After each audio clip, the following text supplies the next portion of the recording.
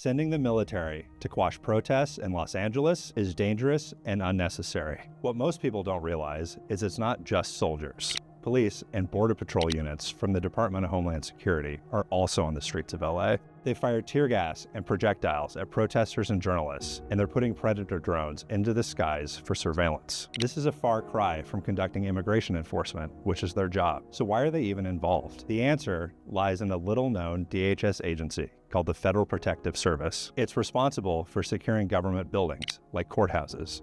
But Congress gave FPS wide latitude to interpret that mission, and laws passed to fight terrorism allow FPS to tap into 90,000 DHS police officers to surge its law enforcement presence. FPS interprets its mandate broadly, taking on law enforcement and intelligence activities that even the agency admits have nothing to do with guarding federal property. But even when property is involved, the agency has overstepped. For example, after protesters vandalized a federal courthouse in Portland, Oregon in 2020, FPS led a citywide crackdown on racial justice demonstrations. FPS used Border Patrol agents to whisk protesters off the street and into unmarked vans. So, what can be done about militarized DHS forces on the streets of American cities? Congress needs to scale FPS back to its original mission, protecting federal property, and prohibit its reliance on Border Patrol agents. Border Special Forces simply do not belong on our streets. Cities can act too. FPS often relies on local law enforcement for information and support, but cities can cut this cooperation by passing laws that block data sharing